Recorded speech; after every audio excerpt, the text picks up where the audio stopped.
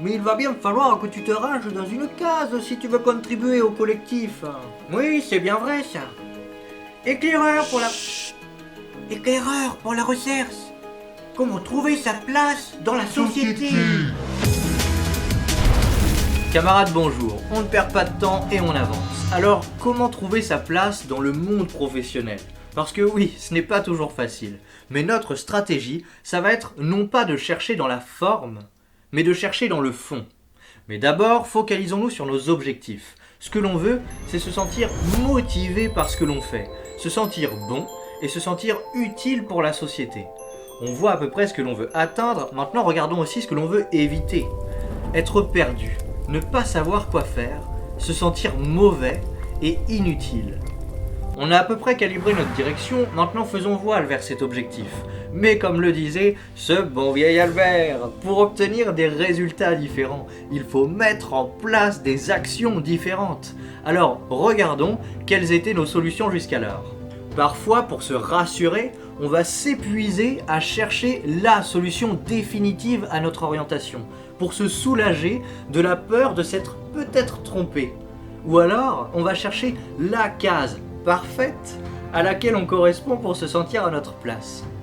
Mais si le problème, c'est de toujours trouver de nouvelles envies à l'extérieur, sans jamais trouver une solution qui nous apaise et nous satisfasse pleinement à l'intérieur, c'est peut-être parce que l'on regarde au mauvais endroit. Il n'y a pas de case parfaite, mais c'est pas grave, il faut pas en avoir peur. L'imperfection, c'est très très bien, c'est ce qui permet le mouvement, c'est ce qui nous permet d'évoluer. Donc, il faut pas avoir peur de l'imperfection.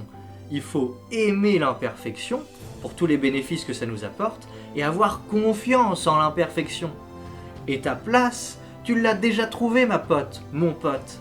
Ta place, elle est là et tout de suite dans ton putain de corps, qui est guidé par tes émotions. Ça, j'aime bien. Ça, j'aime pas. Un petit peu comme le compas de Jack Sparrow, référence à cette vidéo, dont le nord, c'est ta motivation, ton énergie, ton bien-être et ta performance. C'est-à-dire ton épanouissement, qui a pour utilité très concrète de servir ta prospérité individuelle, pour mieux servir et enrichir la prospérité du collectif. Un petit peu comme si t'étais un arbre qui devenait plus grand et plus fort pour nous apporter plus de fruits.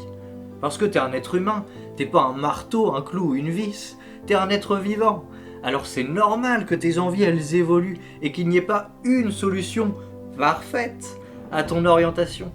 Alors ne t'épuise pas à chercher le métier parfait et idéal qui te fera te sentir à ta place et te soulagera de la peur et de l'imperfection. La peur et l'imperfection, on en rencontrera toujours, mais c'est pas grave. Et des métiers, il y en a au moins 1000 qui peuvent te correspondre, et peu importe l'ordre dans lequel tu les fais au cours de ta carrière.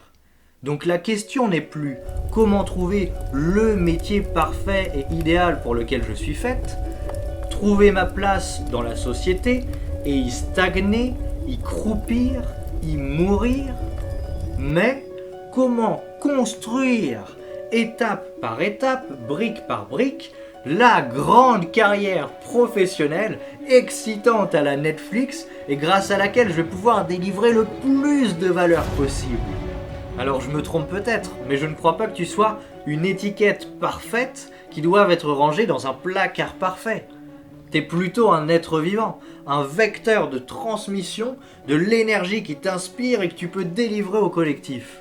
Et pour nous délivrer un maximum de cette énergie, tu vas certainement être amené au cours de ta carrière à vouloir évoluer, te transformer et te reconvertir professionnellement. Par contre, ce qui va être hyper important pour le collectif, c'est ton professionnalisme. C'est-à-dire que à chaque fois que tu enfiles un costume de professionnel, que tu sois suffisamment motivé et compétent pour faire le taf. Ça, ce sera ta responsabilité de savoir te diriger vers ce qui te motive pour avoir l'énergie et de savoir te préparer suffisamment pour être compétent, pour délivrer cette énergie. Et ce sera également ta responsabilité de savoir te vendre en toute puissance pour convaincre lors de tes entretiens. En conclusion, Avec cette stratégie, tu vas pouvoir te libérer du casse-tête de chercher la solution idéale à ton orientation. Tu n'as pas à trouver de métier parfait pour toi, mais tu peux construire, étape par étape, la grande carrière professionnelle imparfaite, mais excitante, et l'améliorer de mieux en mieux au fil du temps pour nous apporter un maximum de valeur. Venons en aide au système classique, avec professionnalisme. Pour apporter de l'énergie à notre équipe, pense à t'abonner à nos réseaux sociaux, activer la cloche, soutenir d'un pouce bleu et partager la chaîne à tes partenaires. Vampirisateur d'énergie ? Non. Génératrice et générateur d'énergie. Quelle grande et riche carrière à la Netflix allez-vous nous offrir ? Bonne journée à toi et à ton épanouissement, camarade.